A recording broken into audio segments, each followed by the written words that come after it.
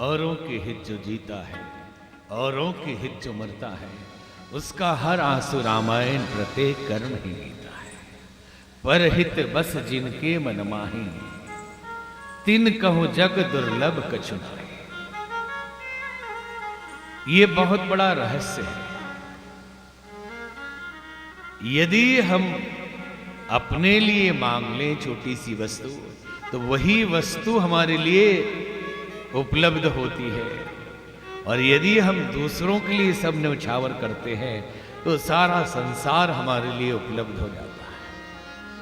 पर हित बस जिनके मन माही, उनके लिए संसार में कुछ भी दुर्लभ नहीं। ये नियम है कि जो बांटो वही मिलेगा। और आपने परहित के लिए सब कुछ न्यौछावर किया, तो भगवान की ये जो दुनिया है सब आपकी हो गई और परमात्मा सब आपको देगा।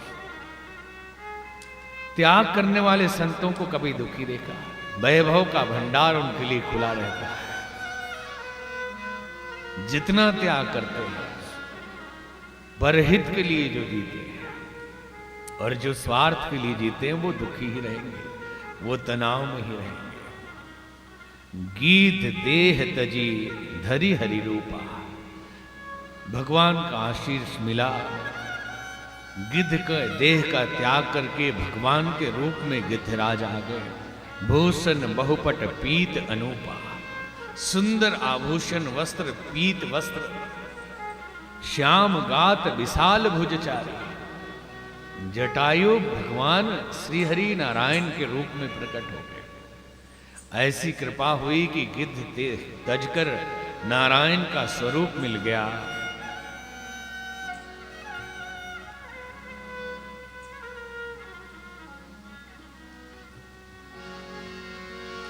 अविरल भगति मांगी बर, गीत गयऊं हरिधाम।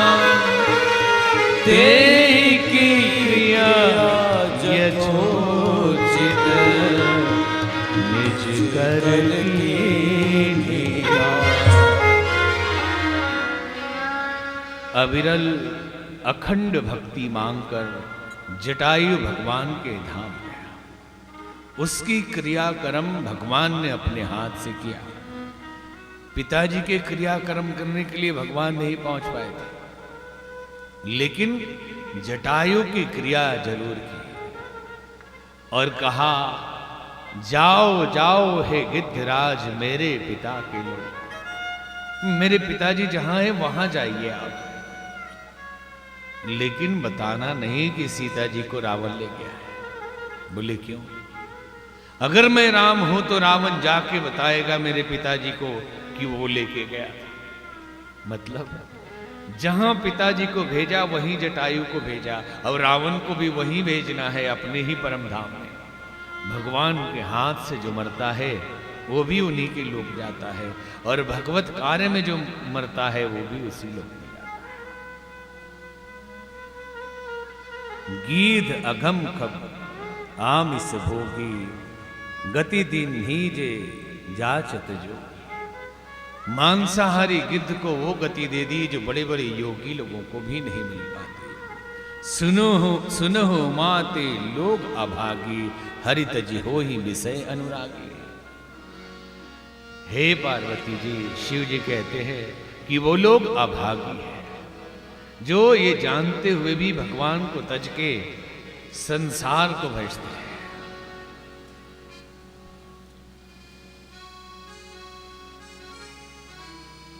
कबंध का उद्धार किया भगवान ने। फिर आगे बाबा जी वर्णन करते हैं, ताहि देई गति राम उदारा, सबरी के आश्रम पग धारा। ताहि देई गति राम उदारा, सबरी के आश्रम पधारा, सबरी देखी राम गृह आए, सबरी के राम गृह आए, मुनि के बचन समुझ जिय भाए, मुनि के बचन समुझ जिय भाए, ताहि देई गति राम उदारा, सबरी के आश्रम पधारा, सबरी के आश्रम पधारा। कबंध का उद्धार किया, भगवान सबरी के आश्रम पहुंचते। यह सबरी कौन है? एक भील की कन्या जो 10,000 साल से भगवान के आने का इंतजार कर रही है। संत जन कहते हैं कि एक बार एक राजा प्रयाग के कुंभ के मेले में गए, इलाहाबाद के कुंभ के मेले में गए, उनकी रानी भी उनके साथ गई और संतों की मंडली कीर्तन करती, हरे कृष्णा करती, हरे राम करती। ये सुन के वो मस्त हो जाती है और उनके भी मन में गाने की और नाचने की इच्छा होती कि प्रभु की कीर्तन में मैं भी शामिल हो जाऊं, लेकिन राज रानी है, मर्यादा है, वो नहीं जा सकती। बहुत मन छटपटाया। जब मन की बात मानी, संतों की मंडली में जाके बैठ गई तो राजा बहुत नाराज हुए, बहुत नाराज हुए। रोती हुई वो अपने टेंट में चली आई शिविर में और कहते हैं कि अर्धरात्रि में शिविर से निकली और संगम में डुबकी लगा दी और प्राण त्याग दिए कि जिस मुख से मैं भगवान का नाम नहीं ले सकती, इस मुख की जरूरत नहीं। जिस मुख से, जिस शरीर से मैं भगवत कार्य नहीं कर सकती, इस शरीर को रखने से कोई फायदा नहीं। ये भोग विलास के लिए नहीं, भगवत भजन के लिए जीवन मिला है। प्राण का त्याग कर दिया उसी कुंभ के मेले में। कहते हैं वही रानी सबरी के रूप में पैदा हुई, भील के घर में पैदा हुई। एक दिन जब छोटी ही थी कन्या, तो मां उसकी कंघी कर रही थी और बेटी से बात कर रही थी। बेटी ने देखा कि बहुत सारे सारस, बतख, बकरे, बहुत तरह के जीव घर में बंद किए हुए। पूछा, माँ किस लिए जीवों को बंद किया? बोले, बेटी पता नहीं, तुम्हारी शादी होने वाली है और इन लोगों को काटा जाएगा, बरातियों को ये खिलाया जाएगा। सबरी ने कहा, मेरे कारण इनकी हत्या होगी, मैं तो शादी करूंगी ही नहीं। और रात्रि में ही सबरी वहां से पलायन कर गई, जंगल में चली गई। छुआछूत की बड़ी बात उस जमाने में रही होगी, तो छुप छुप के ऋषियों के पथ को गुहारती थी कि कोई देख न ले कि एक तो कन्या ऊपर से अछूत है, भील की कन्या है, यहां साधुओं के कुटिया के बीच ये क्या कर रही है। मतंग ऋषि उधर से गुजरते थे, उन्होंने देखा कि रोज कौन है जो मार्ग के कंकड़ और पत्थर चुनता है, कौन इस एक काम करे, थोड़ा कार्यकर्तागण ध्यान दें, एक कुंड यहां से हटा दें, क्योंकि आपके पास तो नहीं जा रहा, सीधे धुआं यहीं तक पहुंच रहा।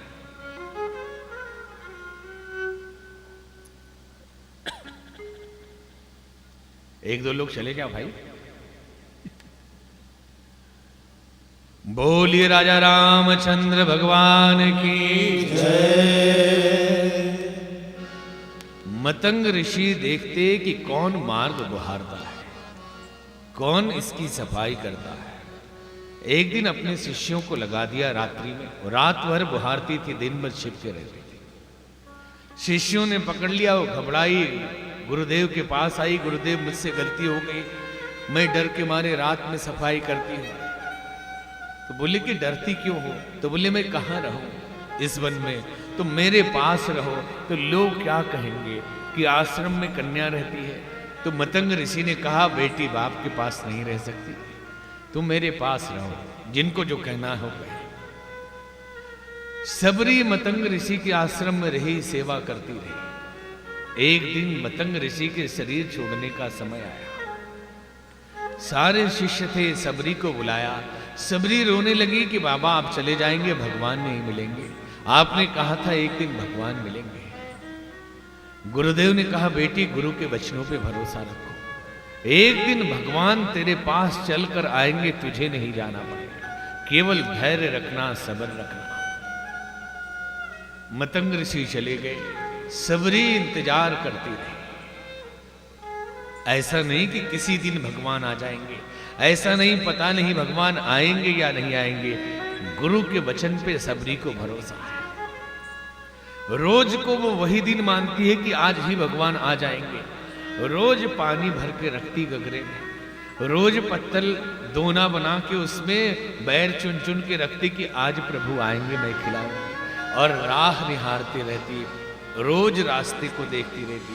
ऐसा नहीं कि 10 दिन ना आए, 1 वर्ष ना आए तो निहारना छोड़ दे। रोज निपाई पुताई करे, रोज सजावट करे कि आज तो भगवान आएंगे, आज प्रभु आ ही जाएंगे।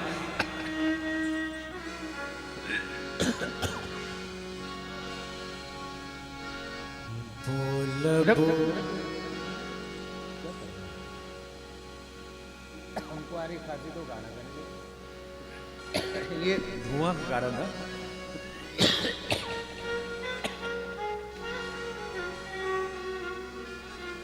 सबरी इंतजार करती है और राह देखती रहती है, रोती भी, विलाप भी करती है। हमारे आपके जैसे होते तो बोले कि 1 साल नहीं आए तो अब क्या आएंगे, नहीं आएंगे। कौवे को देख के देहात में प्रचलन है कि कोई आने वाला अतिथि हो तो हम कौवे से बोलते हैं कि कागा जरा उड़ो तो कोई आने वाला है, और जिस दिशा में जाए उधर से ही आने वाला हो।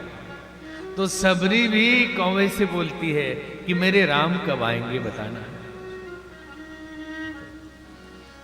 बोले बोले कागा मेरे राम कब आएंगे, बोल बोल कागा मेरे राम कब आएंगे, बोल बोल कागा मेरे राम कब आएंगे, बोल बोल कागा मेरे राम कब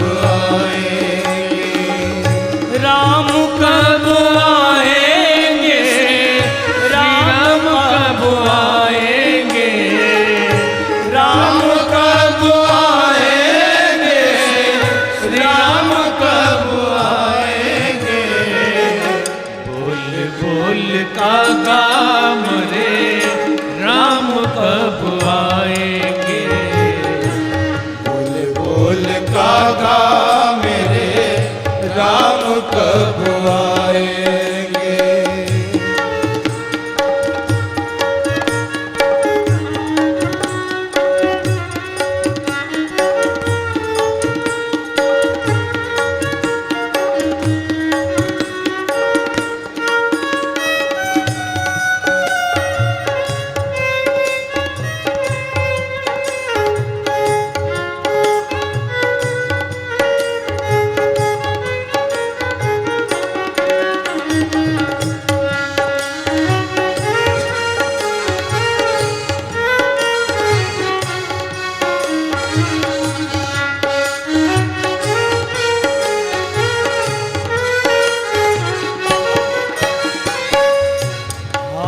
नहीं सावरे लगाई कहाँ तेरे, तो कनी में रखी मैंने चक चक के बेरे, आए नहीं सावरे लगाई कहाँ तेरे, टोकरी में रखी मैंने चक चक के बेरे, आए नहीं सावरे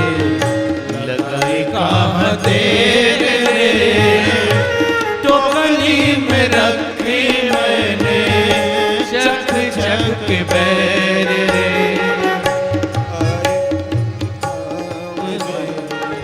लगाई कहाँ देर रे, टोकरी में रखी मैंने चक चक बैर रे।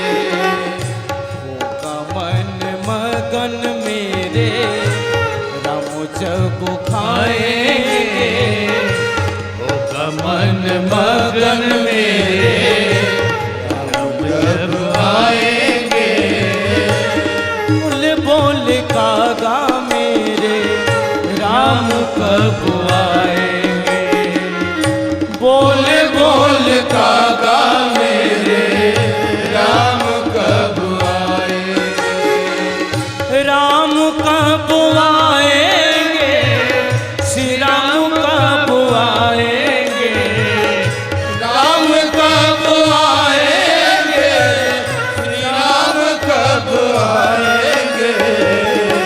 बोल बोल कागा मेरे राम कब आएंगे। बोल बोल कागा मेरे राम कब आएंगे।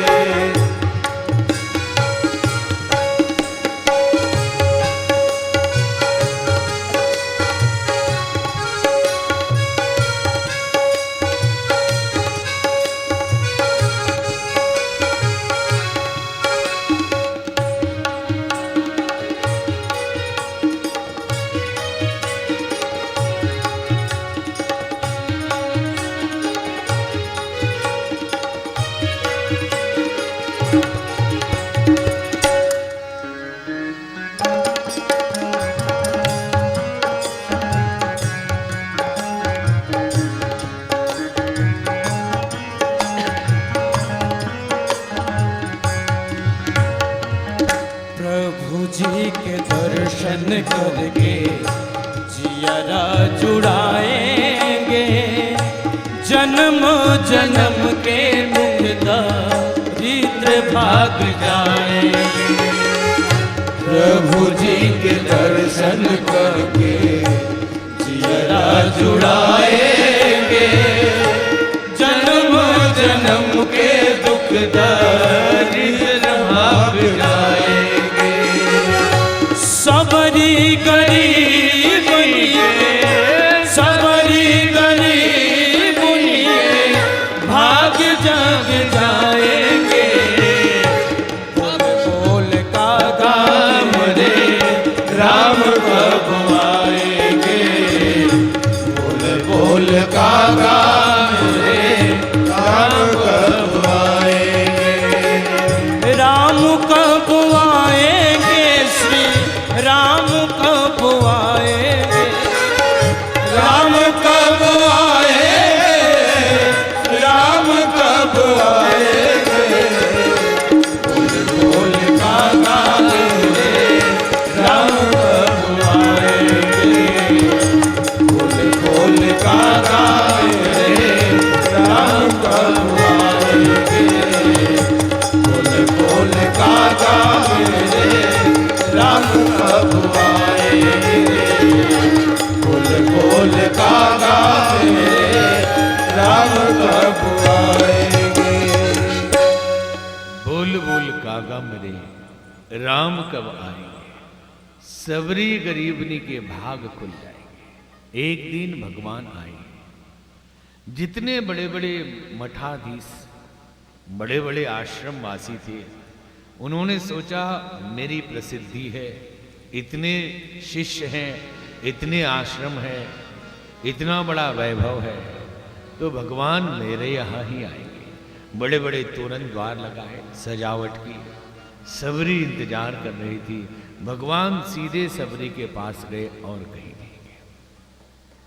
जो सब्र करता है, जो जिसके जीवन में धैर्य है, जो इंतजार कर सकता है, उसके पास भगवान आते हैं। एक बार नारद मुनि कहीं चले जा रहे थे। एक संत ने पूछा कि बाबा नारद मुनि, आप तो वैकुंठ हमेशा जाते हैं, जरा भगवान से पूछना मेरी मुक्ति कब होगी, क्योंकि बहुत तपस्या किया मैंने, तभी पास में एक संत तपस्या कर रहे थे। उन्होंने कहा बाबा मेरा भी पूछ लेना। लौट के आए नारद मुनि और उस संत को कहा कि 7 जन्म और लगेंगे। सुनते ही वो आग बबूला हो गया, इतनी तपस्या की और अभी भी 7 जन्म। दूसरे संत ने पूछा कि मेरा क्या होगा? बोले जिस पेड़ के नीचे, इमली के पेड़ के नीचे बैठे हो, जितने पत्ते इस पेड़ में है उतने जन्म लगेंगे। खुशी के मारे वो नाचने लगा कि कम से कम गारंटी तो मिल गई कि एक न एक दिन मैं मुक्त हो जाऊंगा। और वो उसी क्षण मुक्त हो गया। भगवान ने ये सबर देखी और तुरंत मुक्त कर दिया। ये तो उनके हाथ में है ना, कब मुक्त करते हैं। देखा कि ये इंतजार करने के लिए तैयार है तो इसे इंतजार क्यों करवाएं, ले चलो। और जिसको धैर्य नहीं था कहां की और करो। सबरी के पास भगवान आए। सबरी हैरान हो गई, समझ में नहीं आ रहा कि अब क्या करें। जैसे कोई बहुत बड़े आदमी का आप इंतजार करें और जो सामने आ जाए तो क्या बोले, कैसे खिलाएं, कैसे बिठाएं, क्या बिछाएं, समझ में नहीं आए। भगवान आ गए, अब क्या करें। इतने 10,000 साल पुराणों में वर्णन है कि सबरी ने 10,000 साल इंतजार किया और भगवान आए तो सबरी उनसे कहती है केहि विधिया स्तुति करो तुम्हारी, अधम जाति में जड़मति भारे। केहि विधिया स्तुति करो तुम्हारी, अधम जाति में जड़मति भारे। अधमत अधम अधम अति नारी, अधमत अधम अधम अति नारी। तिन्ह में मति मंद अघारी, तिन्ह में मति मंद अघारी।